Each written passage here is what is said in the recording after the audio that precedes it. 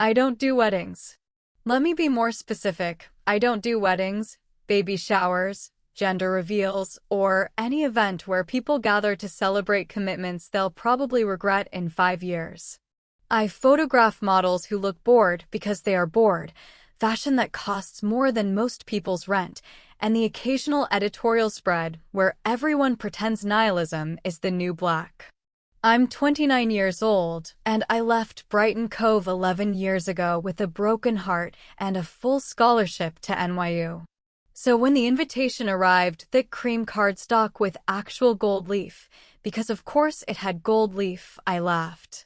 Actually laughed out loud in my cramped Bushwick apartment, surrounded by equipment worth more than my furniture. Avery Kensington requests the honor of your presence at her wedding to Bradford Worthington III. Bradford Worthington III. That's not a name. That's a trust fund with a heartbeat. The invitation sat on my kitchen counter for 3 days, gathering coffee rings and my contempt. I'd toss it every morning, retrieve it every evening. Not because I cared about Avery. We'd barely spoken since I left Brighton Cove 11 years ago. We weren't sisters in any meaningful sense. Her mother married my father when we were both teenagers, creating this forced family tableau that satisfied exactly no one. No, the invitation haunted me because of the note tucked inside, written in my father's shaky handwriting. Chloe Bear, it would mean the world to me. Your old man isn't getting any younger. Love, Dad. Emotional manipulation wrapped in fatherly affection. Chef's kiss. I held out for another week before booking the bus ticket. Buses, not planes. I needed those 6 hours to mentally prepare for Brighton Cove's particular brand of suffocation. I left the return date open. No point committing to a specific escape time until I knew how unbearable this would be. Small towns are like that, aren't they? Pretty from a distance, toxic up close. All those quaint shops and friendly waves hiding decades of gossip, judgment, and people who've never left because they're too scared to find out who they'd be anywhere else. Harsh? Maybe. True? Definitely. The morning I left, my roommate Marco caught me packing my all-black wardrobe into a duffel bag. You look like you're preparing for a funeral, not a wedding. Same thing, I muttered, folding another black turtleneck. Come on, seaside Maine in June? It's going to be gorgeous. Bring something with color. One thing. For me. I showed him my middle finger. He blew me a kiss. In the end, I packed one concession, a dark gray silk shirt. Gray is basically black's optimistic cousin, so it counted. The bus ride felt both endless and far too short. I watched New York's concrete give way to Connecticut's greenery, then the rocky coasts of Rhode Island, finally surrendering to Maine's particular brand of rugged beauty. Each mile closer to Brighton Cove tightened something in my chest. I'd left this town at 18 with a broken heart, a full scholarship to NYU, and a promise to myself, never look back. I'd kept that promise religiously. Even when Dad begged me to visit for Christmas, Thanksgiving, his birthday.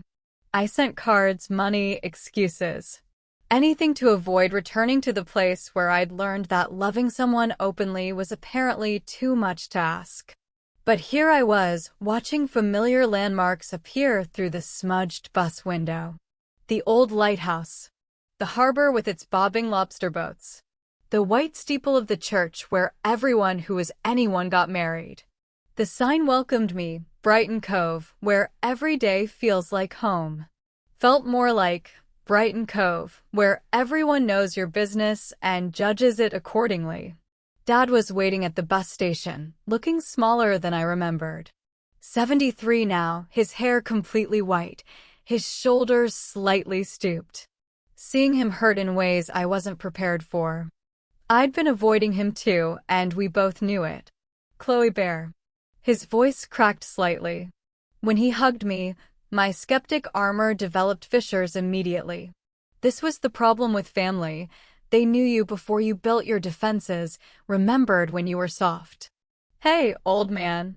You look too thin. And too He gestured vaguely at my all-black ensemble. Stylish? Successful? Devastatingly attractive. New York. Fair assessment. The drive to his house took 10 minutes, but in that time, I saw approximately 7 people I recognized from high school. Brighton Cove had a population of barely 3,000. Everyone knew everyone, and worse, everyone remembered everything. Mrs. Henderson still ran the general store. Tommy Breslin still drove his dad's pickup truck. Sarah with the blonde hair. There were 3 Sarahs in my graduating class. We categorized by hair color, was pushing a stroller, looking exhausted and content in equal measure. I'd escaped this fate. That should have felt like victory. It felt complicated. Dad's house sat on the edge of town, a small Cape Cod with peeling blue paint and a garden that had seen better days. Mom's garden once. After she died, neither Dad nor I had the heart to maintain it properly. The Kensington mansion, where Avery lived, loomed on the hill above town, all columns and pristine landscaping and old money pretension. I'd never belonged there. The feeling was mutual. So, Dad said, carrying my bag inside, the wedding events start tomorrow. Welcome brunch, then dress fittings then.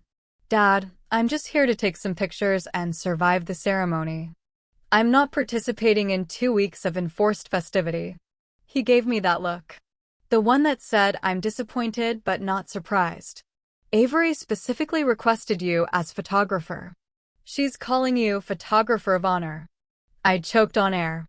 That's not a thing. It is now. She wants raw, edgy, high-fashion wedding photos. Her words. Of course she did. Avery Kensington wanted the cash of having a New York photographer without paying New York prices. My stepsister, ladies and gentlemen, all grace, no substance. And the wedding coordinator? I asked, trying to sound casual. Dad's expression shifted, sympathy mixed with concern. Hana Parker. There it was. The name I'd been avoiding thinking about for the entire bus ride. The reason my stomach had been churning since I crossed the Maine state line. Hana Parker. My first kiss. My first love. My first heartbreak. The girl who'd taught me that being yourself in places like Brighton Cove came with consequences. That love wasn't always enough. That some people would always choose comfort over courage. You knew, I said flatly. I figured you'd want to prepare yourself. I'm always prepared. Lie. It's been 11 years. Bigger lie. I'm completely over it. Biggest lie of all. Dad just nodded, but his eyes said he knew better. That night, alone in my childhood bedroom, still decorated with photography prints from high school, posters of bands I'd pretended to like, evidence of the girl I used to be, I let myself remember. Hana at 17, laughing in the school hallway. Hana helping me develop prints in the darkroom after school. Hana lying in the grass during lunch, pointing out cloud shapes while I photographed her instead of the sky. Hana at my going-away party, pulling me outside under the stars. The way she'd looked at me, terrified and exhilarated. The kiss that had felt like finally.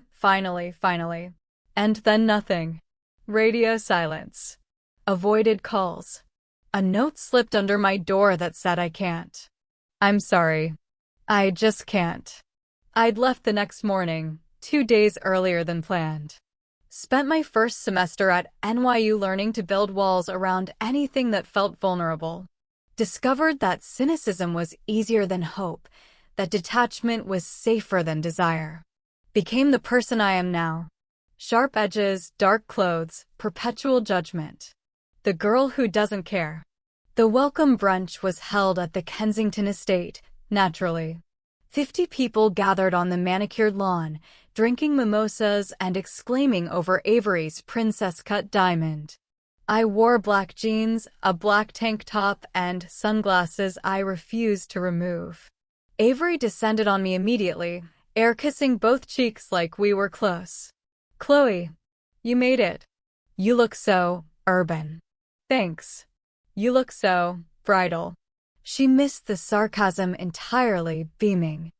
I'm just so thrilled you're here to capture everything. I want your signature aesthetic, gritty, real, emotional. None of those boring posed shots. You want gritty at your country club wedding? Edgy gritty. Fashionable gritty. She waved her hand dismissively. You'll know what I mean. I wouldn't, but arguing seemed pointless. Now you absolutely must meet Hana. She's been my absolute savior through this process. Where is she? Hana. My entire body tensed. 11 years, and I wasn't ready. Would never be ready. Then she was there. Hana Parker at 29 somehow looked both exactly the same and completely different. Same warm brown skin, same curly dark hair, though now cut into a professional shoulder-length style instead of the wild Maine I remembered. Same full lips, same expressive eyes. But everything else had changed. She carried herself with polished confidence now, dressed in elegant flowing pants and a cream blouse.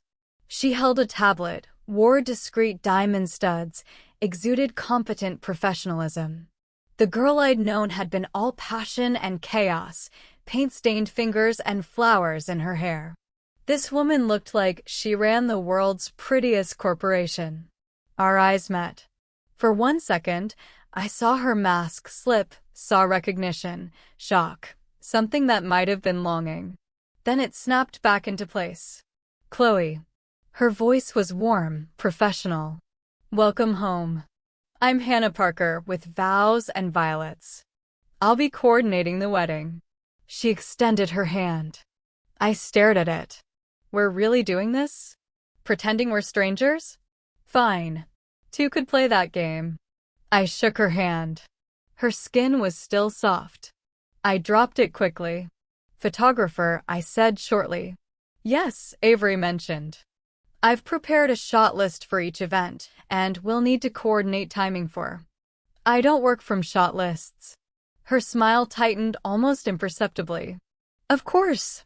Perhaps we could schedule a planning session to discuss your artistic vision. My artistic vision is to show up, take pictures, and leave. How efficient. Avery, oblivious to the tension crackling between us, clapped her hands. Aren't they perfect together? Hannah's coordination, Chloe's artistic brooding. It's like a buddy comedy. More like a Greek tragedy, but sure. Chloe, Hana will be your main point of contact for all wedding activities. She has your complete schedule. My complete schedule? I turned to Hana. I don't recall agreeing to a complete schedule.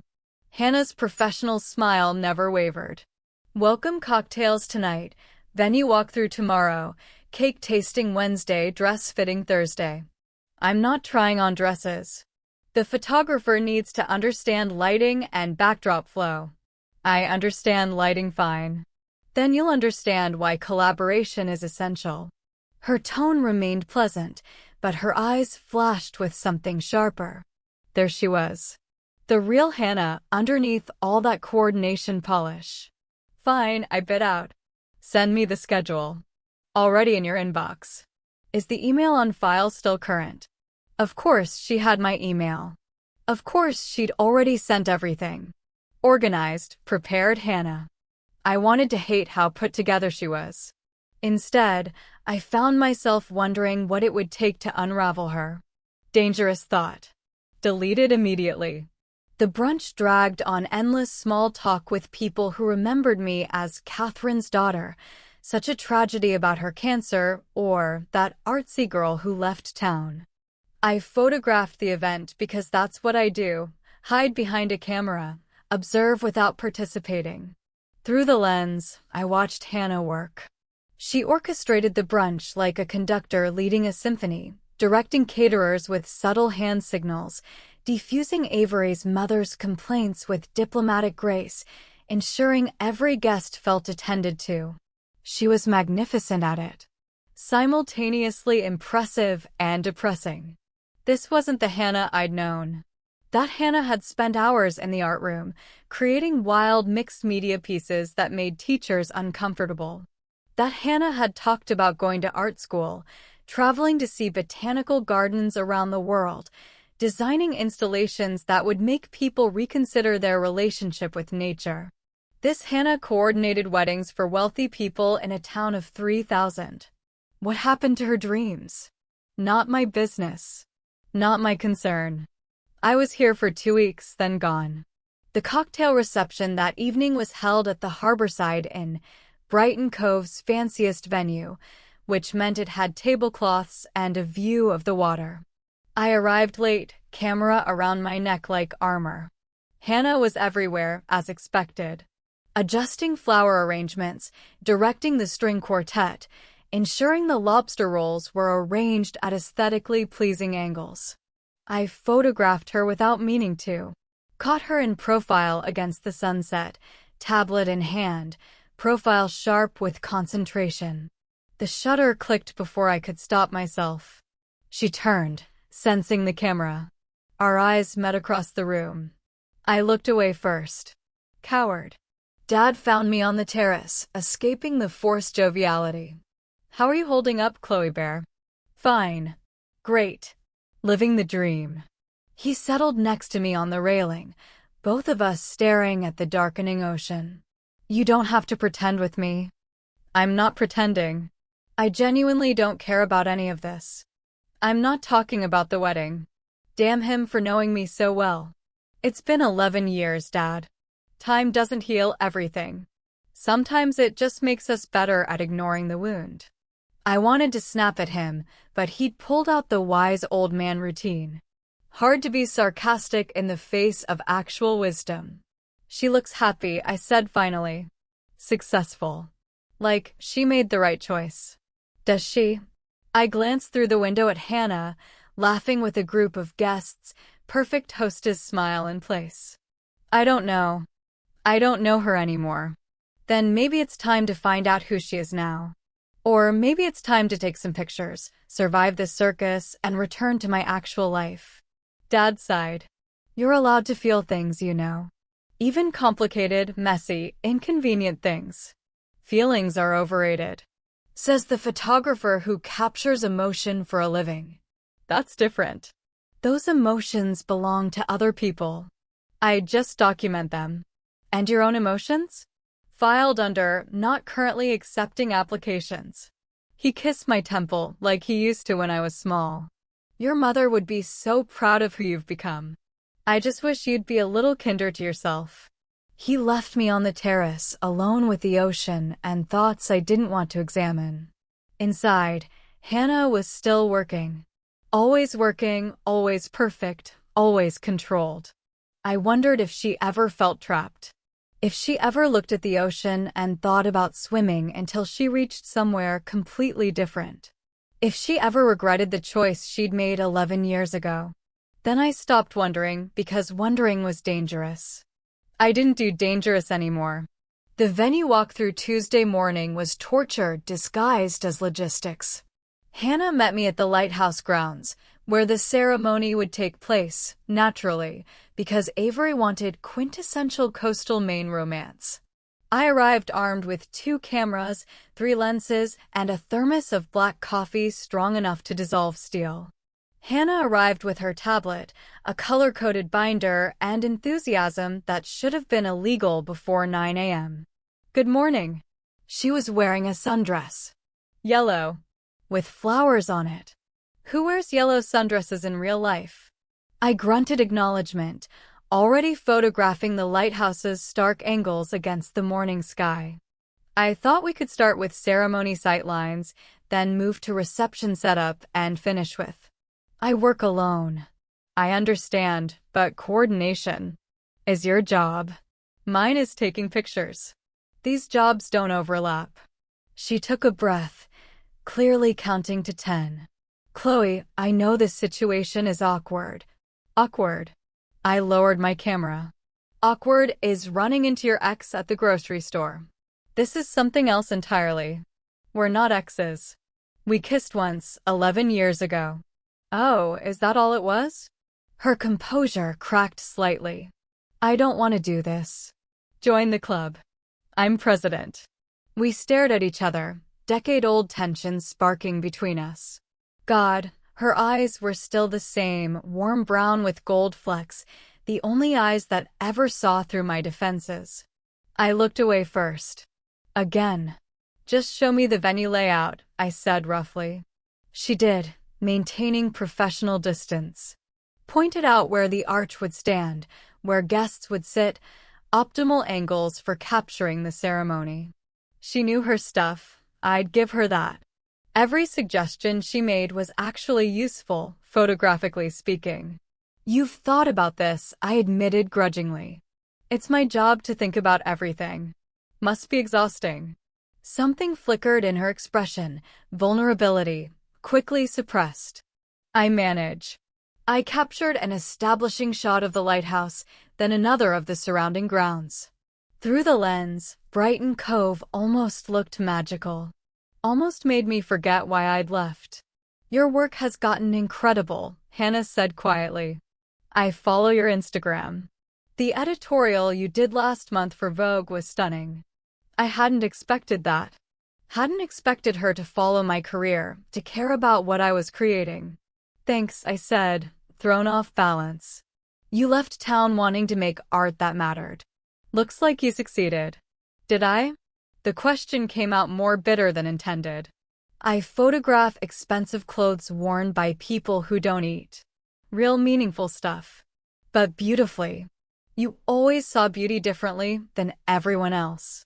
Memory hit me, Hana at 16, holding up a piece of driftwood. Most people see trash. You see sculpture. That's your gift, Chloe. I shook it off, focusing on my camera settings. What about you? You wanted to be an artist. Now you coordinate other people's events. Direct hit. Her expression shuddered. I am an artist. Weddings are my canvas. That's what you tell yourself? Excuse me. I should have stopped. Should have let it go. But hurt from 11 years ago was leaking out, and I couldn't plug the dam. You had talent, Hana. Real talent. You were going to change how people thought about botanical art. Now you arrange centerpieces for trust fund babies. Her eyes flashed dangerously. You know nothing about my life. No? Then tell me, was it worth it? Staying in this town, playing it safe, being what everyone expected? Are you happy? Are you? She shot back. Alone in New York, photographing strangers, too scared to come home? Is that happiness, Chloe? I'm not scared. You left and never came back. That sounds pretty scared to me. I left because someone broke my heart and then pretended it never happened. Silence crashed between us. Hana's face transformed, anger giving way to something raw, almost devastated. That's not. I didn't. She stopped, regrouped. When she spoke again, her voice was carefully controlled. I was 18. I was terrified. I made a choice I thought was right. To choose the town over me. To choose survival over exposure. There's a difference. Not from where I was standing. She looked away, jaw tight. I'm not having this conversation in a public park while coordinating your stepsister's wedding. Fine by me. Let's keep things professional. Professional. Right. Her laugh was hollow. That's definitely possible between us. She walked toward the lighthouse without waiting for me to follow. I watched her go, hating how my eyes tracked her movement, hating how my chest ached. This was exactly why I'd avoided Brighton Cove. Why I'd built my life elsewhere. Some wounds don't heal, they just learn to hide better. I spent the rest of the walk through maintaining icy distance. Hana matched it perfectly. We communicated in terse sentences, avoided eye contact, treated each other like professional acquaintances. It was absolutely miserable. By the time we finished, I was desperate to escape. But Avery had scheduled the cake tasting for that afternoon, and apparently my presence was essential for capturing the moment. Capturing rich people eating cake. This was my life now. The bakery, Sweet Harbor, because everything in this town had nautical puns, was decorated like someone's coastal grandmother had exploded. Anchors, ship wheels, and blue and white striped everything. Avery was already there with her fiancé Bradford, who had the personality of lukewarm oatmeal. Hana arrived moments after me, and we took seats on opposite sides of the tasting table. The baker brought out samples: vanilla lavender, lemon elderflower, chocolate raspberry, and something called champagne rose. "This is a collaboration," the baker announced. "The cake should reflect both your love story and Hannah's vision for the overall aesthetic." I photographed the cakes because that's what I was there for, but mostly I watched Hana work. She asked thoughtful questions about texture, flavor profiles, how different frostings would hold up in June weather. She sketched ideas on her tablet, floral cascades, and elegant tiers. When she talked about weddings, her entire being lit up. She wasn't just coordinating, she was crafting an experience, telling a story through details. It was captivating. It was infuriating. Because this was still settling. Still playing safe.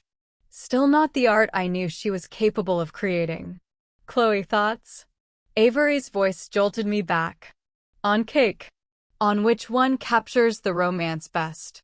I looked at the 4 samples, then at Bradford's blank expression, then at Avery's expectant face. "The vanilla lavender," I said. "It's unexpected. Most people default to chocolate or vanilla plain. Lavender adds complexity without being aggressive about it. It's subtle elegance." Hana looked up sharply. "That's actually perfect reasoning." Our eyes met. For a moment, the hostility faded. "Plus," I added, "lavender photographs beautifully. Purple and white against the lighthouse background. Very editorial." "See?" Avery beamed. "This is why I needed Chloe. She understands aesthetic." After the tasting, as everyone dispersed, Hana caught my arm outside. "Wait." I stopped, very aware of her hand on my forearm. "I shouldn't have said that earlier. About you being scared. It wasn't fair. It was accurate. Maybe. But I don't know your life now. I don't get to judge your choices when you don't know mine." I studied her face, the careful makeup, the professional polish, the walls she'd built that rivaled my own. "Truce," she offered. "Temporary ceasefire is more accurate." "I'll take it." She smiled, small and real. "This is hard enough without us actively being hostile." "Hard how?" She hesitated, vulnerability crossing her features. "Seeing you again. Being near you. Pretending it doesn't." "Doesn't what?" "Matter," she finished quietly. "Pretending it doesn't matter." My heart did something complicated and annoying. "Yeah," I admitted. "Same." We stood there, suspended in admission, until Bradford called for Hana to review the florist contract. "Duty calls," she said, stepping back. "Always does." She paused. "There's a delivery coming to my shop tonight. Massive orchid order for the ceremony. I'll be processing them until midnight probably. If you wanted to." "I don't know, see what I actually do?" "Beyond coordinating. An invitation. A dangerous invitation." I should have said no. Should have protected myself. "What time?" I asked instead. 9. "I'll bring coffee." Her smile transformed her entire face. For a second, she was the Hana I remembered, unguarded, radiant, real. Then Bradford called again, and she left, taking that smile with her. I was absolutely, definitely, completely making a huge mistake. But at 9 p.m., I was standing outside Vows and Violets with 2 cups of coffee and my better judgment in tatters. The shop was located on Main Street, in a restored Victorian that probably cost more than my yearly rent. Through the window, I could see Hana surrounded by boxes, her professional outfit replaced by jeans and an old t-shirt, hair pulled into a messy bun. She looked more like herself than she had in days. I knocked. She glanced up, surprise and pleasure mixing on her face as she let me in. "You came." I said I would. "You said a lot of things when we were 18. Following through wasn't always your strong suit." "Fair." I handed her the coffee. "Black, 2 sugars. Unless your preferences changed. They didn't. She took the cup, fingers brushing mine. At least not about coffee. The shop was gorgeous, exposed brick walls, vintage furniture, sophisticated but warm. Nothing like the chaotic art room I remembered Hana commanding in high school. This place is impressive, I admitted. It's mine. Well, mostly mine. I'm still paying off the business loan, but... She gestured around with clear pride. I built this.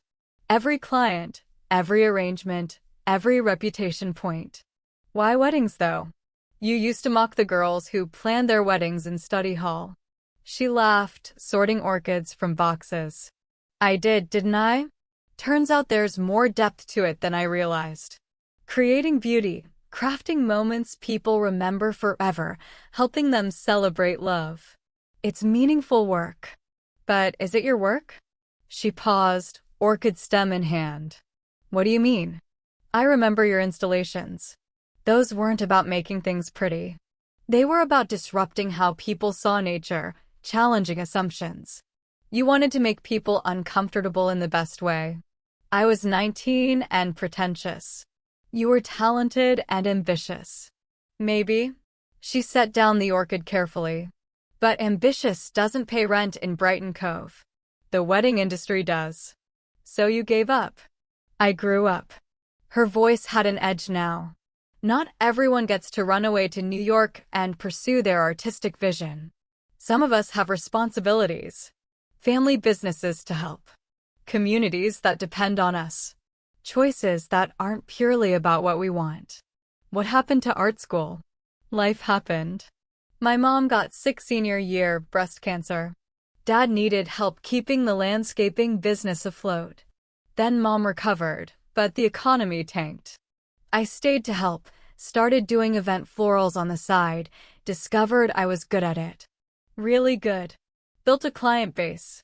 Started making actual money. And suddenly 11 years passed. She said it matter-of-factly, but I heard the regret underneath. You're still making art, I offered. Just wedding art. Right. Wedding art. Her laugh was brittle. You know what the best part is? I tell myself that every single day. It almost sounds true now. I didn't know what to say to that. To the revelation that she'd been trapped by circumstances as much as choice. That her life wasn't the betrayal I'd painted it as, just compromise after compromise until the original dream became unrecognizable. Sound familiar, Chloe? Help me with these? She gestured to the orchids. I need to process 300 stems by tomorrow. I set down my coffee, picked up orchids. We fell into rhythm, her trimming stems, me arranging them in water buckets. The silence between us felt different now. Less hostile, more melancholic. I'm sorry about your mom, I said finally. I didn't know. How would you? You never called. You never answered. Would you have? If I'd reached out after that note? Honest answer? I don't know. Probably not. I was hurt and 18 and dramatic. We were both dramatic. Just in different ways. She paused, examining an orchid bloom. I spent months drafting texts I never sent. Rehearsing what I'd say if I called. But you seemed so happy in your NYU photos on social media, new friends, gallery shows, that whole exciting life. I figured you'd moved on. I had moved on. Or at least, I'd moved forward. There's a difference. Is there? Moving forward is about momentum. Moving on implies you've processed something. I just kept going. Built a career, a reputation, a carefully curated life. Never dealt with why I left. Which was. I looked at her directly. You know why. Say it anyway. Because I loved you. Because we had one perfect moment, and you took it back. Because staying in a place where loving you was wrong felt impossible. Her hands stilled on the orchids. It wasn't wrong. Then why did you pull away? Because I was terrified. You think it was easy being different here? You left, so you got to be free. I stayed, so I had to be careful. My parents are good people, but they're traditional. This town is traditional. And I wasn't ready to lose everything for something I didn't understand yet. You understood that kiss. I understood wanting you. That's not the same as understanding who I was or being ready to tell everyone else. She set down the stems, facing me fully. You were brave enough to leave. I wasn't. That doesn't make what I felt for you less real. Felt. Past tense. She held my gaze. Is it? Past tense. The shop suddenly felt too small, too warm. Orchids surrounded us, exotic and elegant. Hana stood 3 feet away, looking at me like she had that night 11 years ago, scared and certain in equal measure. I should go, I said. You don't have to. I really do. But I didn't move. Neither did she. This is a bad idea, I said. Terrible idea, she agreed. You're organizing my stepsister's wedding. We're basically coworkers. Professional colleagues. I'm leaving in 2 weeks. Definitely temporary. We're completely different people now. Absolutely incompatible. So we're in agreement. Complete agreement. Then we were kissing. I don't know who moved first. Maybe both of us simultaneously, magnetized by 11 years of unfinished business. Her lips tasted like coffee and memory and something entirely new. I grabbed her waist. She wound her hands into my hair. The kiss was desperate, searching. Nothing gentle or tentative about it. This was 11 years of silence breaking open all at once. We pulled apart, breathing hard, foreheads pressed together. That was... Hana started. Yeah, we can't. Definitely not. The wedding would be complicated. More complicated. We stood there, not letting go, logic warring with desire. What are we doing? She whispered. Making a mistake, probably. Want to make it again? I kissed her instead of answering. Deeper this time, slower. Letting myself feel everything I'd locked away, want, longing, the particular ache of this specific person in my arms. We ended up against the wall, orchids forgotten, 11 years collapsing into now. Her hands under my shirt, my knee between her thighs, gasping against each other's necks. Upstairs, she managed. My apartment. Terrible idea. Awful idea. We went upstairs anyway. Over the next week, Hana and I developed a routine, hostile professionalism during wedding events, stolen moments afterward. We'd fight about shot lists during dress fittings, then make out in her shop after everyone left. We'd argue about timeline logistics during rehearsal planning, then end up at her apartment, learning each other's bodies like territory we'd been exiled from and finally regained access to. It was completely unsustainable. We both knew it. Neither of us stopped. This is insane, I said one night, lying in her bed while she traced patterns on my shoulder. Completely. We're not even discussing what this is. Because naming it makes it real. It's already real. She propped herself on her elbow, looking at me seriously. Is it?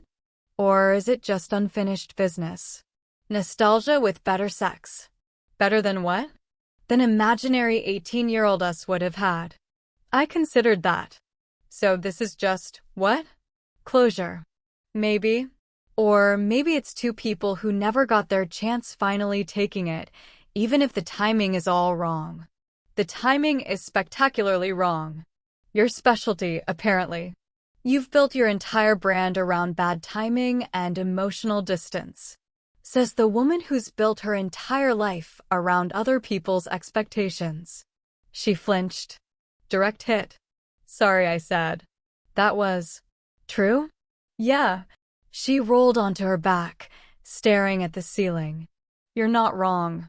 I've spent 11 years making everyone else happy. Clients, parents, this town. I'm the reliable one. The coordinator who makes everything work. Sounds exhausting. It is. But it's also safe. No one gets hurt if I'm perfect. Except you. She turned her head, meeting my eyes. Except me. We lay there in the dim light, both of us realizing we'd built remarkably similar prisons, just different architectural styles. "Can I show you something?" she asked suddenly. "Depends on what it is." She got up, unself-conscious in her nudity, and pulled on a robe. "Come on." I followed her down the hallway to a locked door I'd noticed, but never asked about. She unlocked it, flipped on lights. I stepped into a different world. The room was chaos, the best kind. Botanical installations hung from the ceiling, erupted from floor pieces, crawled up walls. None of it was pretty in the conventional sense. These were wild, aggressive, unsettling pieces. Branches twisted with wire and fabric. Dried flowers arranged in provocative shapes. A massive piece made entirely of thorns and feathers that looked like beautiful violence. This was the art I remembered. This was Hana unfiltered. Holy shit, I breathed. I work on them at night. After everyone's asleep. When I don't have to be perfect. Why hide this? This is incredible. Because it's not commercial. It's not wedding appropriate. It's messy and weird and probably wouldn't sell in Brighton Cove. So I make my pretty centerpieces and I save this for myself. I walked through the space, examining each piece. She'd gotten better, more confident, more experimental. These weren't student works. These were mature artistic statements. "Hana, you need to show these. Galleries in Portland would kill for this." And abandon my business? My reputation? Everything I've built. Why does it have to be either or? Because this town doesn't do complicated. You're either one thing or another. Reliable or risky. Traditional or different. I've worked too hard to build trust here to blow it up with art people won't understand. So you hide who you really are. Look who's talking. You've spent 11 years hiding behind a camera, photographing other people's lives instead of living your own. That's not, I stopped. Because it was true. Uncomfortably, devastatingly true. "We're both hiding," she said quietly. "Just in different ways. You hide by leaving. I hide by staying. Neither of us is actually brave. Maybe we could be brave together? For what? 2 weeks? Then you go back to New York, and I go back to coordinating weddings, and this becomes another thing we don't talk about. It doesn't have to be that way. Doesn't it? You hate this town. I've built my life here. You want freedom. I want stability.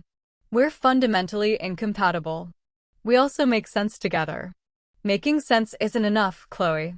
We need to be going in the same direction. And we're not." She gestured around the hidden studio, then back toward the town outside. "You tell me. Where do you see this going?" I didn't have an answer. Because she was right, I was leaving. I'd always been leaving.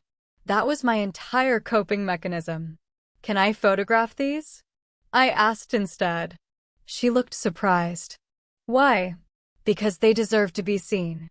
Because you're incredibly talented and these need to exist beyond this locked room."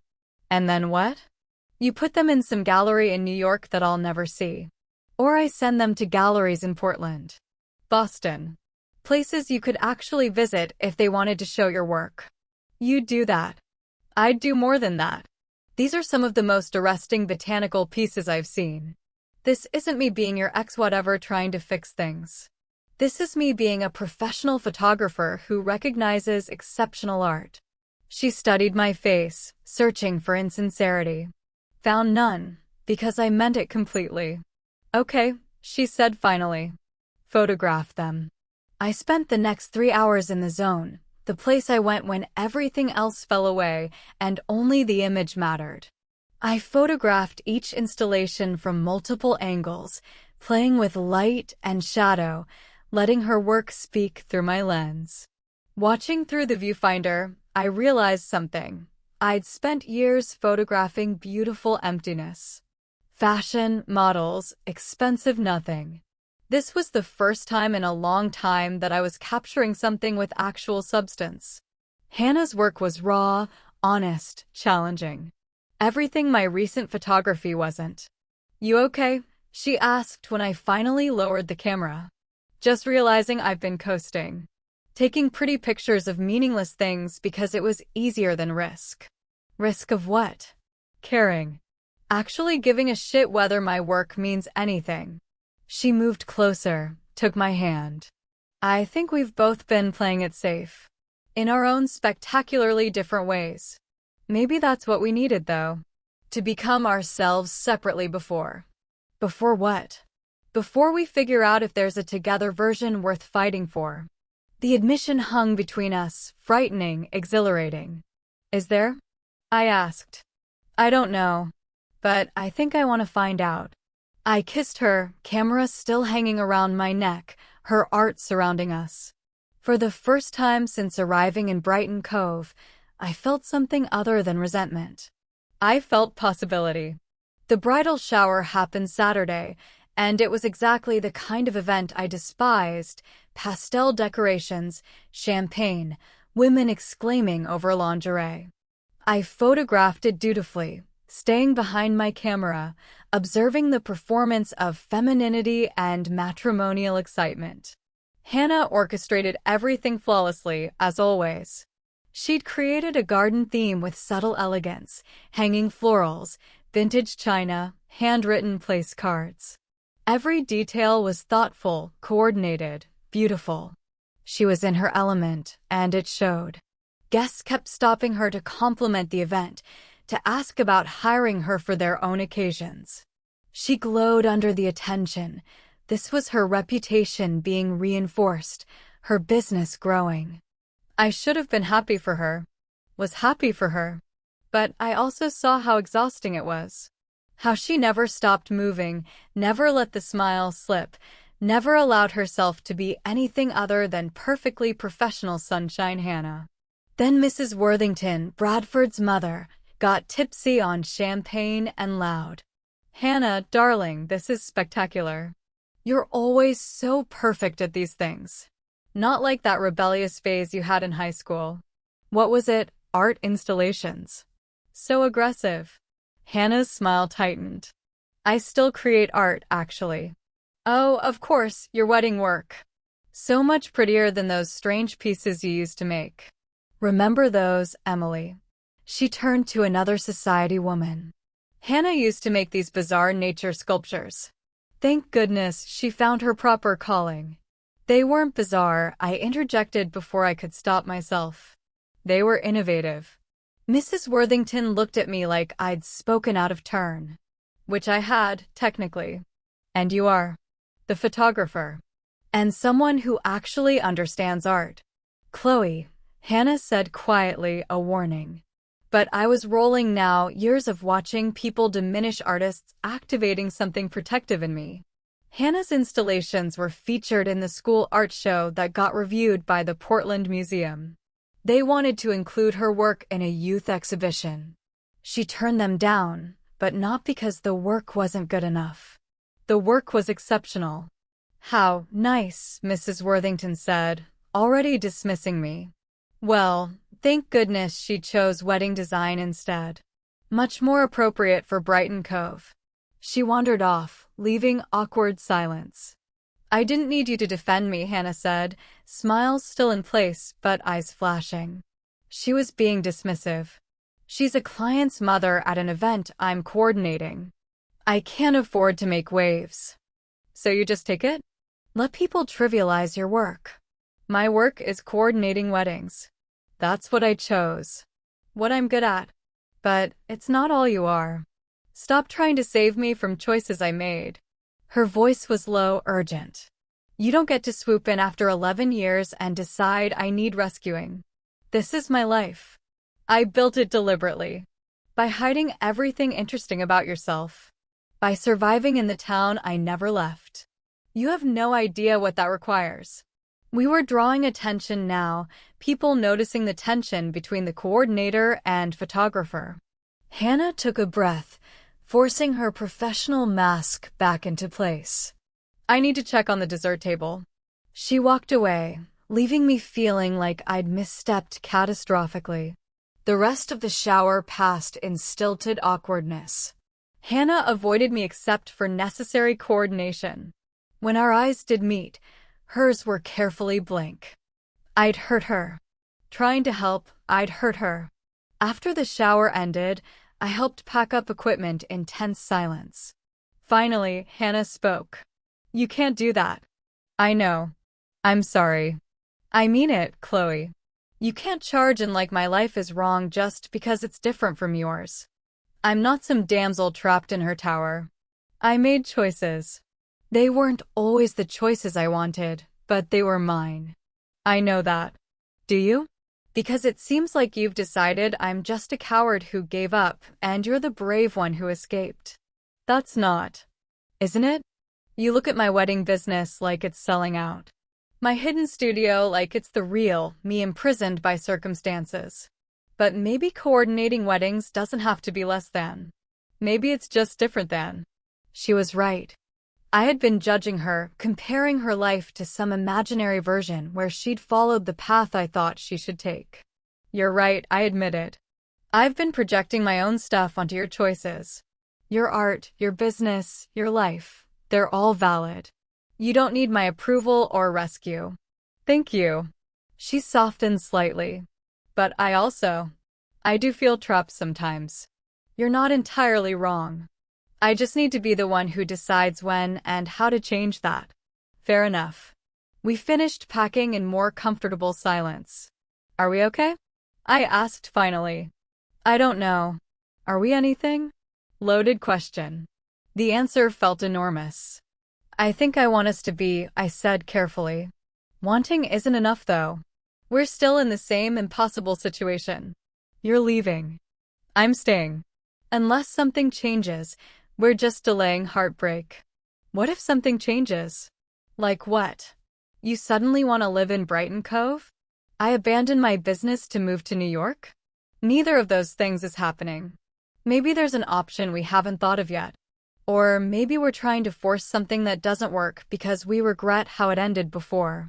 Maybe this is just us getting closure. Does this feel like closure to you? She looked at me, and I saw everything she was feeling: want, frustration, fear, hope, all tangled together. No, she admitted. It feels like beginning something right when we have to end it. Terrible timing. The worst. Very us. She almost smiled.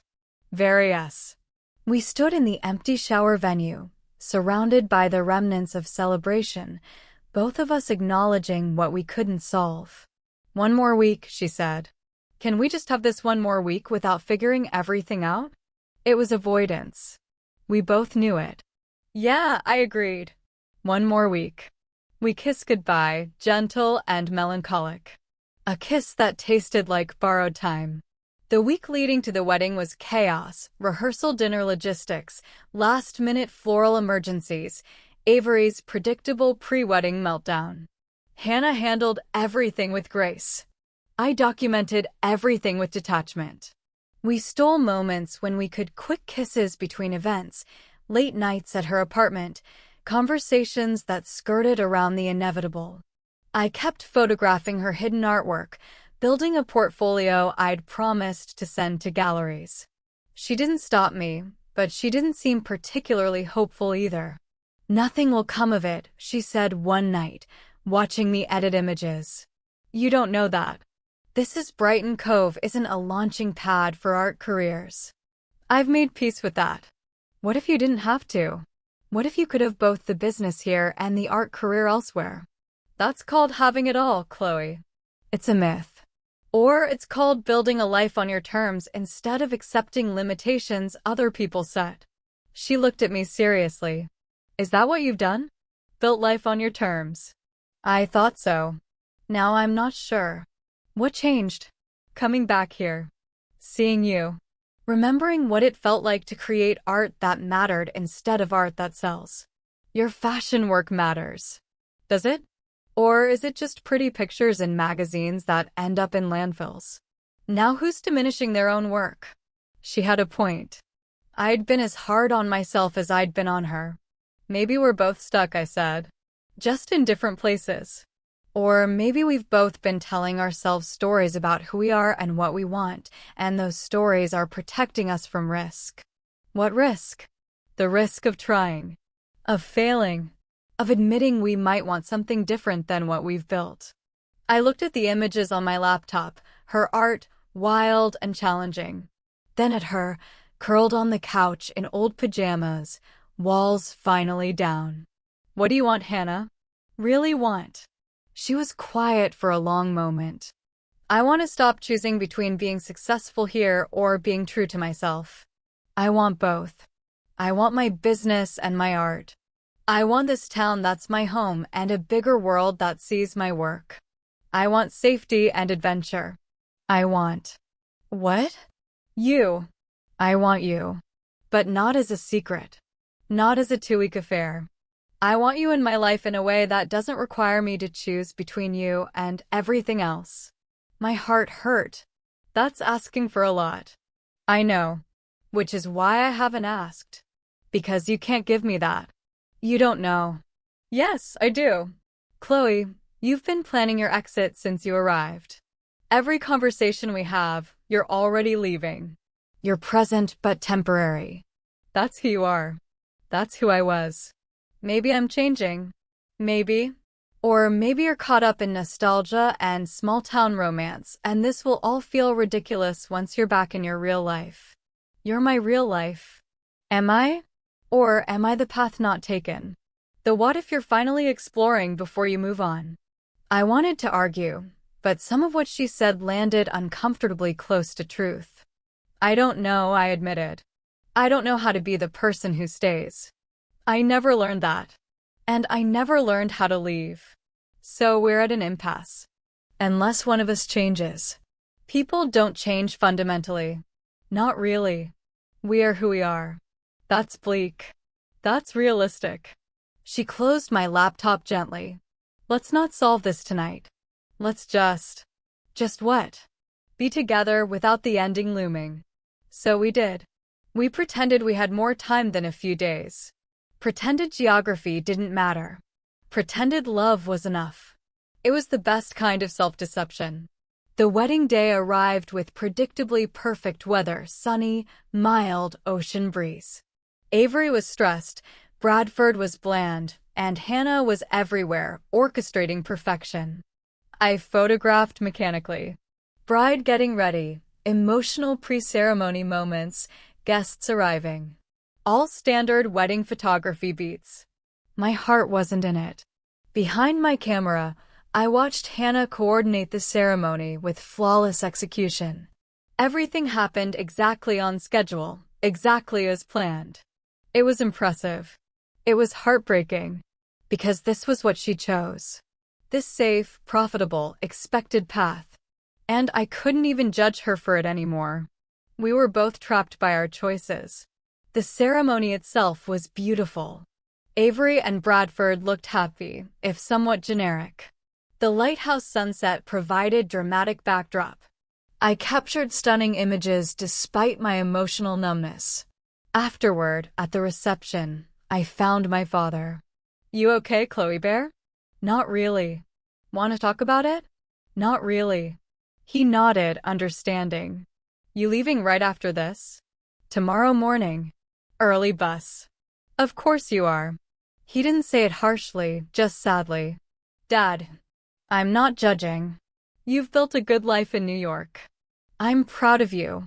But I wish you'd let yourself be happy. Actually happy, not just successful. Who says I'm not happy? Your photographs do. You know what's missing from your recent work? Joy. You capture beauty brilliantly, but there's no joy in it. Just technique. Since when are you an art critic? Since I've been looking at your work for 29 years. Your high school stuff had joy. Even when it was moody or dark, there was love in it. Now it's just cold. I wanted to argue. Couldn't. I don't know how to be different than I am. You don't have to be different. Just more yourself. The self you were before you decided feelings were weakness. Feelings are messy. Feelings are human. You're allowed to be human, sweetheart. He kissed my forehead and left me to process that. I slipped away from the reception, needing air. Found myself at the lighthouse, away from the party noise. Hana found me there. Hiding. Contemplating. She sat next to me on the rocks, close but not touching. We watched the ocean in silence. Tomorrow, she said finally. Tomorrow. Back to New York. Back to your life. Yeah. And this was, what? Nice while it lasted. I turned to look at her. Really look. She was stunning in the sunset, hair loose, makeup subtle, wearing the elegant dress she'd chosen for the reception. But beyond the external beauty, I saw her exhaustion. The toll of being perfect. This was everything, I said. These 2 weeks with you have been more real than the last 2 years of my life. But not real enough to stay. Is that what you want? For me to stay. I want you to want to stay. That's different. I stopped, trying to articulate something I'd never let myself consider. I want a life where I can be honest. Where I can make art that matters. Where I can love you openly. But I don't know if I'm capable of building that life here. Because here isn't New York. Because here is where I learned to hide in the first place. Coming back feels like regression. Or it could be evolution. Returning as the person you've become instead of the scared kid who left. Hana, I know you're leaving tomorrow. I'm not asking you to stay. I'm just saying that maybe neither of our lives is quite right. Maybe we're both compromising pieces of ourselves we shouldn't. So what do we do about it? I don't know. She stood, brushing off her dress. I need to get back to the reception. Make sure everything's running smoothly for the grand exit. Always working. Always. She paused. Will I see you before you leave? Do you want to? I want a lot of things I can't have. She walked back toward the party, leaving me with the ocean and my tangled thoughts. That night, I packed my bag, looked at my childhood bedroom one last time, said goodbye to Dad, who hugged me tight and told me he loved me. You know where to find me if you need me, he said. I know. And Chloe? Whatever you decide about your life, about Hana, about any of it, make sure it's what you actually want, not what you think you should want. How do I know the difference? The thing you actually want will scare you more. I left him with that wisdom and boarded the early bus out of Brighton Cove. Watched the town shrink in the rearview window, same as I had 11 years ago. Except this time felt different. Heavier. More like running away than running toward. On the bus, I pulled out my camera and scrolled through the images from the past 2 weeks. Wedding photos, yes, but also the candid shots I'd taken when I thought no one was paying attention.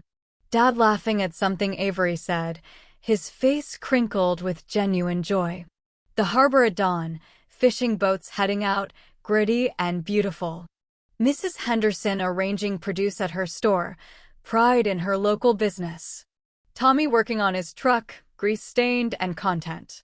And Hana. So many photos of Hana. Not the professional coordinator version, but the real one. Hana in her secret studio, surrounded by wild installations, face alight with creative passion.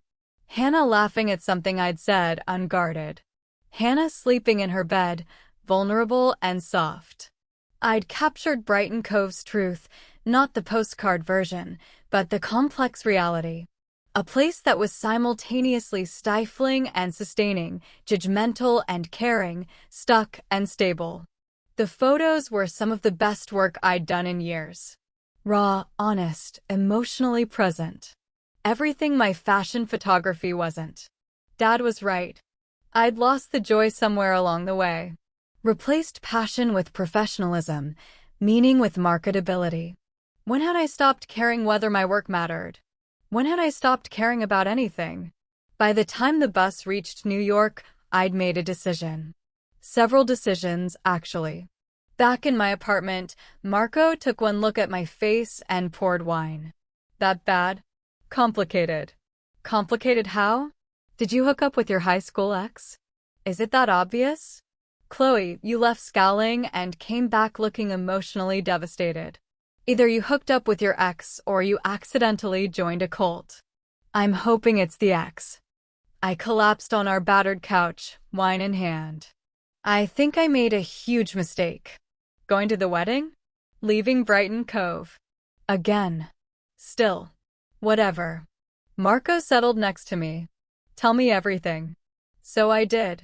The whole messy story, Hana, the wedding, the reconnection, the impossibility of geography and different life paths. Here's my question, Marco said when I finished. Do you love her? That's not the relevant question. It's the only relevant question. Everything else is logistics. Logistics matter. I can't exactly commute to Maine for a relationship. Why not? People do long distance. Or you could, crazy thought, consider moving. To Brighton Cove? Are you insane? I left that place for a reason. Yeah, because you were 18 and heartbroken. You're 29 now. Different person, different circumstances. It's still a town of 3,000 people who all know each other's business. And New York is a city of 8 million people where you don't know your neighbors. Neither is inherently better. They're just different. You're supposed to tell me I made the right choice. Support my decisions. I'm supporting you by telling you the truth. You've been miserable for months, Chloe. Maybe years. Going through the motions, taking jobs that pay well but bore you, avoiding anything that feels too personal. Then you go to this wedding and suddenly you're sending me midnight texts about botanical art installations and the way someone's laugh sounds. I didn't. You did. For separate texts about her laugh. That's not someone who doesn't care. This is why I don't do relationships. Because you might accidentally feel things? Weak excuse. I wanted to argue, but he wasn't wrong.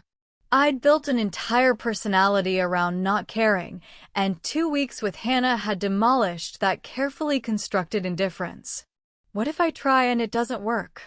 What if we're just nostalgic exes mistaking history for compatibility? What if you don't try and spend the rest of your life wondering? Which risk scares you more? I didn't have to think about the answer. Dad had already given it to me. The thing you actually want will scare you more. And trying with Hana, really trying, terrified me more than any alternative. I need to send some emails, I said. Marco grinned. Now we're talking. I spent the next 3 hours at my laptop. First, I compiled the best images of Hana's botanical installations into a professional portfolio. Then I drafted emails to every gallery contact I had in Portland, Boston, and New York who specialized in contemporary botanical or environmental art.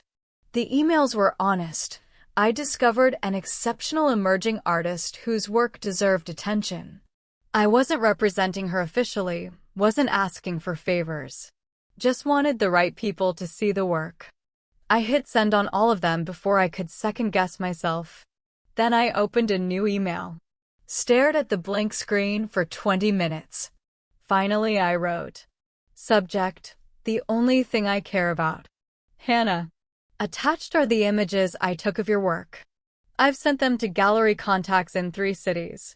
I'm not expecting miracles, but your art deserves to be seen by people who understand it. Also attached, photos from Brighton Cove. Not the wedding shots. Those are getting edited separately, but the candid moments. Your town through my eyes. Thought you might want to see what I saw. I spent 11 years telling myself I didn't care about anything. 2 weeks with you proved that was a lie. I care about your work. I care about your dreams. I care about you, past tense, present tense, probably future tense. Asterisk, I don't have solutions. I don't know how to make our lives compatible. But I know running away again is the wrong answer. Asterisk. I'm not asking you to wait for me to figure out my life. I'm just saying I'm figuring it out. And you're part of that equation, whether it's convenient or not. Love, Chloe. I attached the files, hit send, and immediately panicked. Marco, I think I just did something incredibly stupid. About time. Stupidity is underrated. What if she doesn't respond? Then she doesn't respond. But at least you tried. I checked my email obsessively for the next hour. Nothing. Then I made myself stop. Closed my laptop, went to bed, tried to sleep. My phone buzzed at 2 a.m. A text from an unknown number that I somehow knew was Hana. I got your email. And the photos. And I don't know what to say except thank you. And also, I care about you too. It's scary, but I do. I stared at those words for a long time. Not a solution, but an acknowledgement. A reciprocation. A start. We're going to figure this out, I texted back. Are we? We have to. I didn't come this far to give up now. You're in New York. I'm in Maine. That's pretty far. Geography is just logistics. Marco said so. Who's Marco? My roommate. Self-appointed relationship counselor. You'd like him. There was a pause, then. I'd like to meet the people in your life. My chest tightened. That was intimacy, wanting to know someone's world, not just their body. You will, I promised. When? Soon. I need to arrange some things first. That sounds ominous. Not ominous. Just. I'm figuring out what my life should look like instead of what it defaults to. That sounds healthy. And scary. Terrifying. Worth it though. Another pause. Then, one of your gallery contacts already responded. The Portland Contemporary wants to schedule a studio visit. I sat bolt upright in bed. Marco. Marco. He stumbled into my room, half asleep. Fire? Emergency? Celebrity death. Hana got a gallery response. That's why you're screaming at 2 a.m.? This is huge. The Portland Contemporary is legit. If they like her work, then she might have options beyond wedding flowers. I get it. Can I go back to sleep now? How are you not more excited? I'll be excited at a reasonable hour. Right now I'm exhausted. He shuffled back to his room. I texted Hana. This is just the beginning. Your work is incredible. People are going to see that. I'm scared. Good. Means it matters. Easy for you to say. You're already successful. I'm successful at taking pictures of clothes. Not the same as making meaningful art. You're about to do something real. What if they hate it? Impossible. But even if they do, there will be others. I promise. Why are you doing this for me? Because you deserve it. Because your art matters. Because I stopped, cursor blinking. 3 little words that felt enormous. Because you what? I took a breath and typed, because I love you. Have loved you. Probably never stopped. The response took several minutes. When it came, it was just, oh. Then, I love you too. We texted until dawn, the way we used to stay up talking in high school. About everything and nothing. Dreams, fears, what we'd have for breakfast. It felt like the beginning. Over the next week, things started shifting. The Portland Gallery scheduled Hana's studio visit. Then a gallery in Boston reached out. Then one in New York. Meanwhile, I started making calls. My agent thought I was having a breakdown when I told her I wanted to pivot away from fashion photography toward documentary and artistic work. Chloe, you're at the peak of your fashion career. Designers are requesting you specifically. Why would you walk away? Because I'm bored. Because the work doesn't mean anything. Because I want to create images that matter. Fashion matters. To some people. Not to me. Not anymore. This is about that girl from your hometown, isn't it? How did you? You sent me those botanical installation photos. They're stunning, by the way. But they're also clearly shot by someone in love. You never shoot fashion with that kind of tenderness. I couldn't argue with that assessment. So, what do you want to do? She asked. Documentary work. Artistic portraits. Editorial pieces about real people, not models. I want to photograph stories, not products. That's a completely different market. Different rates, different clients, different reputation to build. I know. It's risky. Everything worth doing is risky. She sighed. When did you become an optimist? Recently. It's unsettling. Fine. I'll put out feelers.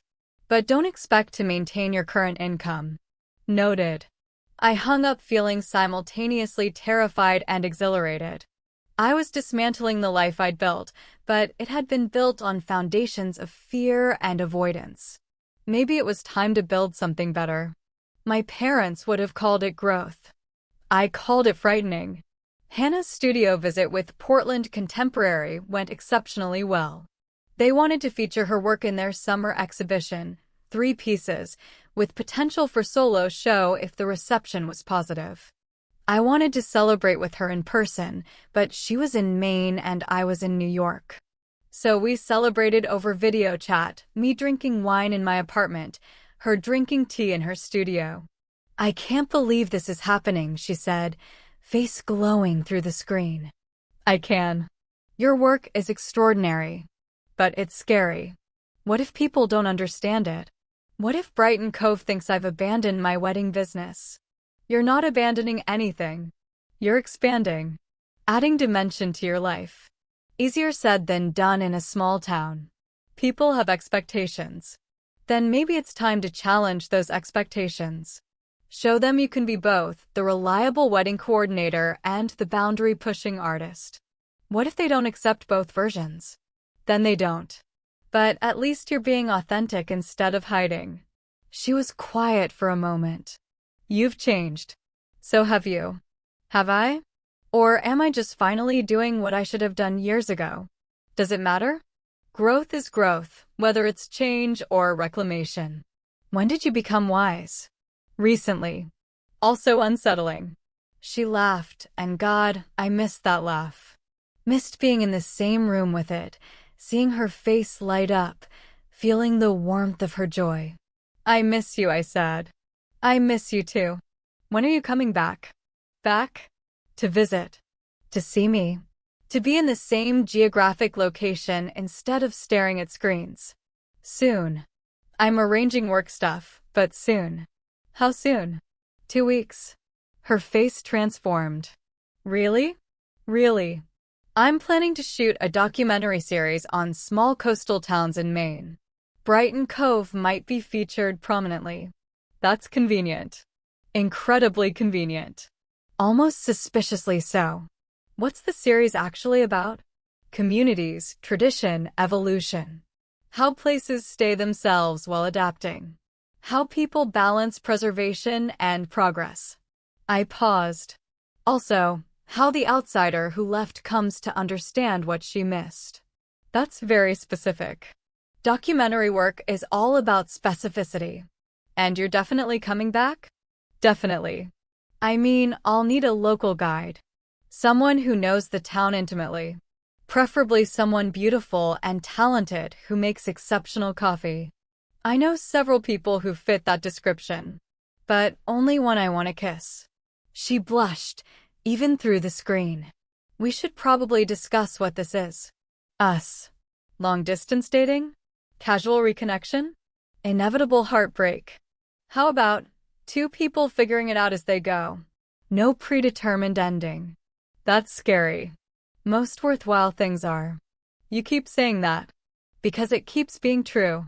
We talked until her tea went cold and my wine was gone. Made plans for my visit, where I'd stay, her apartment, if that was okay, which it absolutely was, what we'd do, work during the day, each other at night, how we'd handle Brighton Cove's inevitable gossip, honestly, finally. After we hung up, I sat in my dim apartment feeling something unfamiliar, hope. The 2 weeks until my trip felt endless. I worked on portfolio restructuring, reached out to documentary organizations, researched grant opportunities for artistic projects. My fashion clients were confused by my pivot, but a few were supportive. One designer I'd worked with for years sent a surprising email. "Chloe, I've been watching your work evolve. The fashion shots are technically perfect, but emotionally empty. Whatever you did in Maine woke something up. Your recent portfolio pieces have depth I haven't seen in your work before. Follow that. Create what matters. The industry will catch up or it won't, but you'll be making art that lasts." I saved that email. Read it whenever I doubted myself. Hana sent updates about her gallery prep, pieces being transported, installation design, marketing materials. She was nervous and excited in equal measure. "What if no one comes to the opening?" she asked during one of our nightly calls. "Then we'll be alone with exceptional art and good wine." "Sounds perfect. You'll come? To the opening?" "I wouldn't miss it." "When is it?" 3 months from now. July. I'll be there. Front row. You can't sit during gallery openings. Then I'll stand front row. You know what I mean. She smiled, soft and genuine. "Thank you for believing in my work when I didn't. Thank you for showing it to me. For trusting me with your secret art. It's not secret anymore." How does that feel? Daunting? Liberating? Both. The best things usually are. Finally, the day came. I boarded a bus to Brighton Cove, same route as before, but entirely different emotional journey. This time I wasn't running away. I was running towards something. Hana met me at the station, and seeing her in person after 3 weeks apart hit me like weather, overwhelming, all-encompassing. We stood there like idiots, just staring at each other, until she laughed and kissed me right there in public, in Brighton Cove, where anyone could see. "That was bold," I said when we broke apart. "I'm working on bold." How'd I do? 10 out of 10. A+ boldness. She grabbed my bag, and we walked through town together. People definitely noticed. Mrs. Henderson waved with knowing enthusiasm. Tommy gave a thumbs up from his truck. Sarah with the blonde hair smiled warmly. Did everyone know about us in high school? I asked. Probably. Small towns aren't subtle. They were just waiting to see if we'd acknowledge it. And now? Now we're acknowledging it. On our terms. Finally. Her apartment above the flower shop felt like coming home. Familiar from my previous visit, but somehow more welcoming. She'd cleared space in her closet for my clothes, bought my favorite coffee, left flowers on the nightstand. "You're domesticating me," I said. Is that a complaint? An observation. Possibly a pleased observation. We spent the afternoon in her shop, me photographing her work on wedding arrangements while she prepped for an upcoming event. She explained her process, how she thought about color theory, emotional resonance, visual flow. "You bring the same artistic intensity to weddings that you do to your installations," I observed. Of course. Just because something is commercial doesn't mean it can't be art. I was wrong to think they were separate. And I was wrong to judge wedding coordination as less than. It's just different than. Both can be valid. Look at us, learning and growing. Gross. When did we become people who learn and grow? Right around the time we decided fear was boring. That evening, we walked to the lighthouse. Stood where the wedding ceremony had been held, now empty except for ocean wind and fading light. I hated the spot when I arrived, I admitted. It represented everything I'd lost. Now it feels like where everything started again. Circles, Hana said. We came back to where we began, but different. Better. Definitely better. We know ourselves now. Separately, individually. That makes being together actually possible. As opposed to? As opposed to being together because we're scared to be alone. Or because we think we're supposed to. This feels like choice, not desperation. I pulled her close, both of us facing the ocean. I choose you. Complicated geography, different life paths, uncertain future, I still choose you. I choose you too. Cynical photographer, emotional disaster, secretly soft heart, I choose all of it. We're going to have to figure out logistics eventually. Eventually. Not tonight. What's tonight for? Tonight is for celebrating that we're both brave enough to try. That's worth celebrating. So we did. Went back to her apartment, cooked dinner together, talked until late.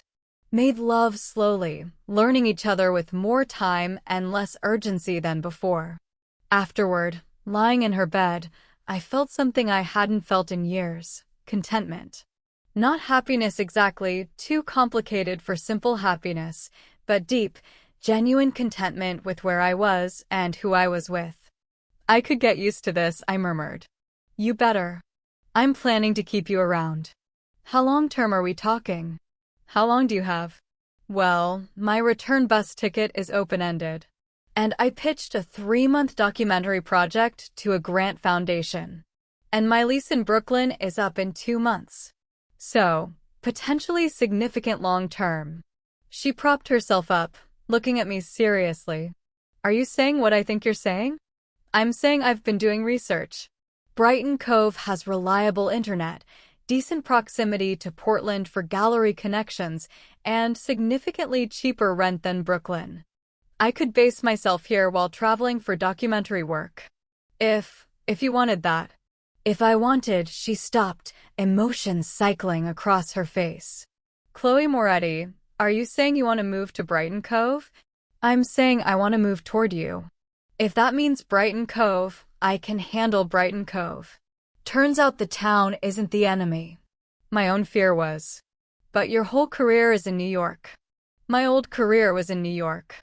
My new career is wherever I point my camera. Preferably near you. This is insane. Completely insane. You hate small towns. I hated being closeted in a small town. Being openly myself in a small town might be different. Might be. Or might be exactly as suffocating. Only one way to find out. She kissed me, deep and thorough. You're serious about this? Very serious. We've known each other again for 5 weeks. We've known each other for 11 years. 5 weeks recently, but the foundation is decade-old. That's romantic thinking, not logical thinking. When has love ever been logical? She laughed, kissing me again. Point made. So you'd really move here? Give up New York? I'm not giving up anything. I'm choosing something better. There's a difference. And if it doesn't work out? If we don't work out, then I'll have spent time creating meaningful art in a beautiful place with someone I love. Worst case scenario doesn't sound so bad. You're impossible. You love it. I really do. She settled against me, head on my chest. My gallery opening is in 3 months. Maybe you could stay until then? Test the waters before making permanent decisions.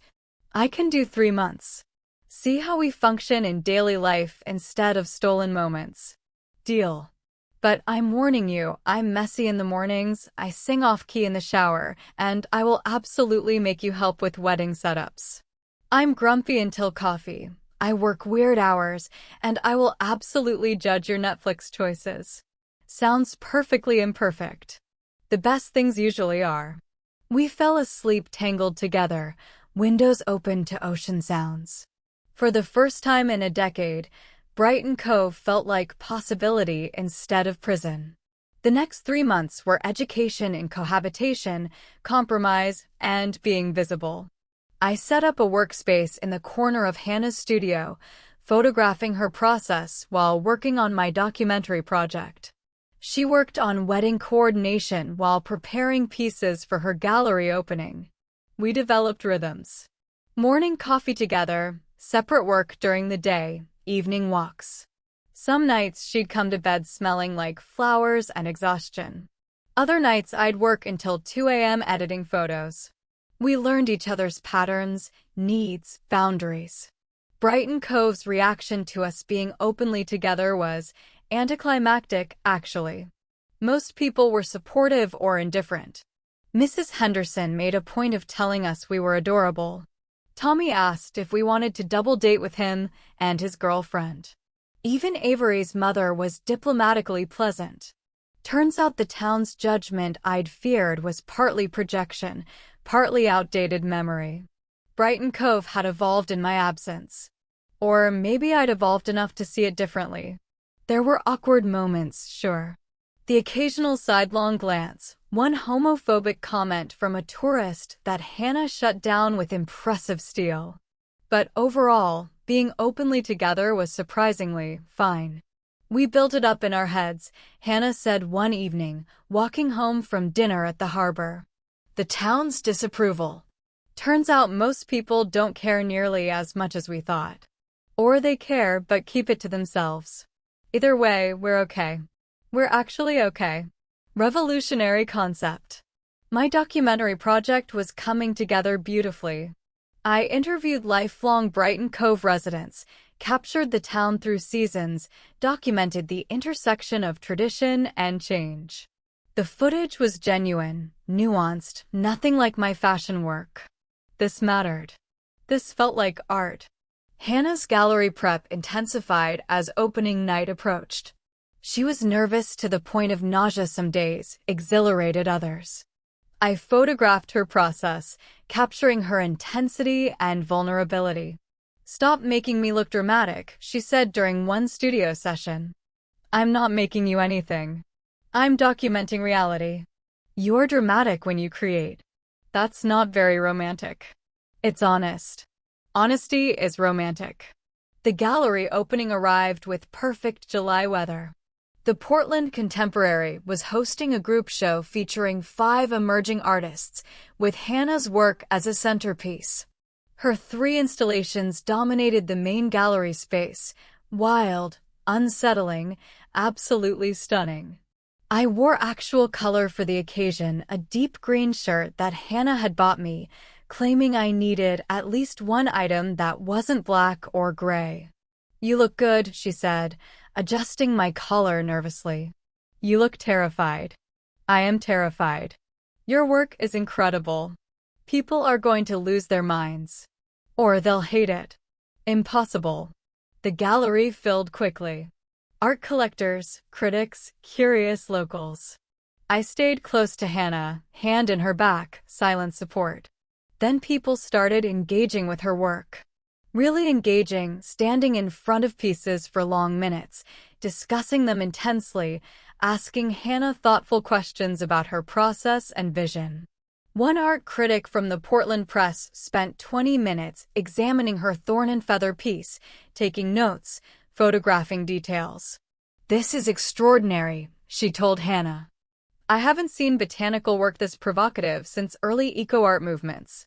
You're doing something completely unique." Hana glowed. Actual glowed with validation and pride. The gallery director approached us mid-evening. "Hana, we need to discuss your solo show. How does November work for you?" "Solo show?" Hana's voice squeaked slightly. "Absolutely. Tonight's response has been overwhelming. We want to feature your full body of work. Can you put together 15 pieces by November?" Yes. Yes, I can do that." After the director walked away, Hana turned to me, eyes wide. "Did that just happen?" "That absolutely just happened. You're getting a solo show." "Oh my God. Oh my God, indeed." She kissed me right there in the gallery, not caring who saw. When we broke apart, she was smiling so wide it probably hurt. "Thank you," she whispered. "I didn't do anything. This is all you. You believed in me when I didn't. You pushed me to show my work. None of this happens without you. Pretty sure your talent is the operative factor here. You're insufferable. You love it." "I really do." The opening was universally successful. Hana fielded questions, made connections, collected business cards from interested buyers. She was in her element, confident, articulate, passionate about her work. This was Hana fully realized. Wedding coordinator and boundary-pushing artist. Small-town business owner and Portland art scene emerging talent. She didn't have to choose. She could be both. After the gallery cleared, we walked Portland's Old Port, high on adrenaline and success. "I can't believe this is my life now," she said. "This morning I was coordinating a bridezilla's flower crisis. Tonight I'm an exhibiting artist with a solo show scheduled. You contain multitudes." Apparently. Turns out I don't have to be just one thing. None of us do. We just convince ourselves we have to choose. She stopped walking, turning to face me seriously. "I need to tell you something." My stomach dropped. "That sounds ominous." "Not ominous. Important." She took a breath. "I love you. Completely, complicatedly, probably forever. And I know we've been taking this 3 months at a time, not making permanent plans. But I want permanent plans. I want you here in Brighton Cove, building a life together. I want to coordinate weddings and create art and come home to you every night. I want complicated and real and long-term. My heart did that thing where it felt simultaneously too large and perfectly sized for my chest. I want that too, I said. I want to document stories and photograph your installations and build something that isn't just professional success, something that's actually meaningful. With you. In Brighton Cove or wherever, but preferably with you. So we're doing this? Actually doing this? We're doing this. She kissed me, and Portland's streetlights and ocean breeze and distant laughter created perfect backdrop for our imperfect, complicated, absolutely right love story. We were doing this. 6 months later, I was in Hana's studio, our studio now, technically, since I'd officially moved in, editing photos from her November solo show while she worked on an installation for an upcoming show in Boston. My documentary series had been picked up by a grant foundation and was scheduled to premiere at a film festival in the spring.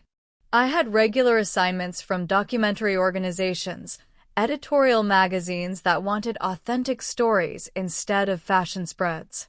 The work was less lucrative than fashion photography, but infinitely more satisfying. Hana's solo show had been a massive success.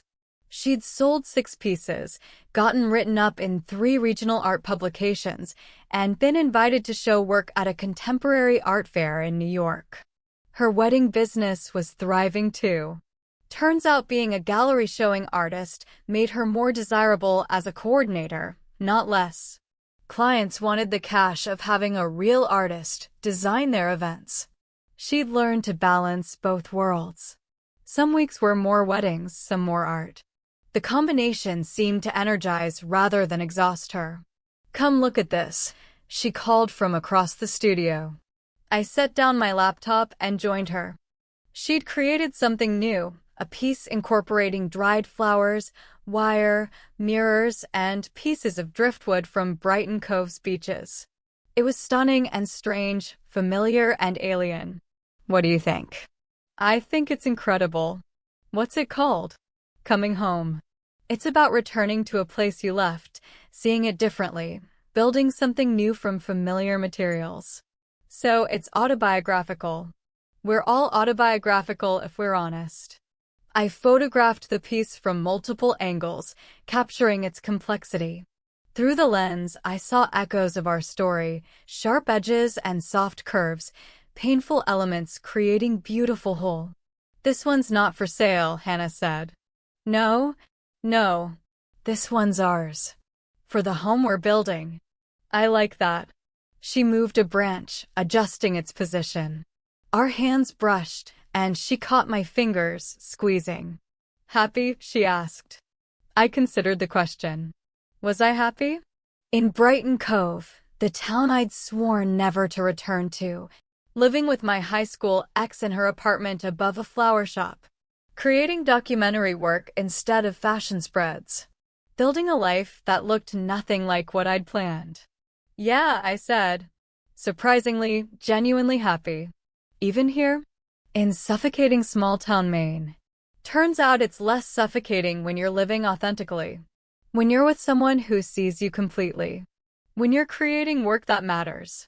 Look at you, having healthy relationship realizations. Gross. Don't tell anyone. She laughed, kissing me softly. Your secret's safe with me. Outside, the ocean was doing its ocean thing, waves and wind and timeless rhythm. Brighton Cove was settling into evening, lights coming on in houses, boats returning to harbor, the smell of dinner cooking somewhere nearby.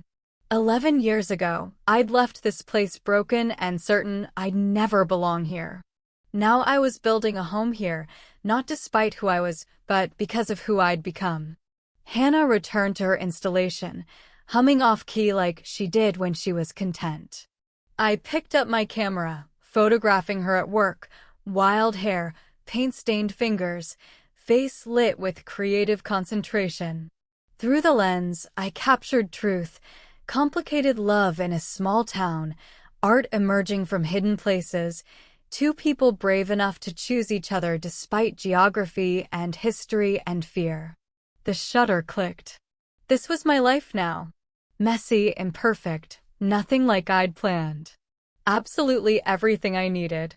I didn't do weddings, but I did do love. Finally, completely. And that made all the difference.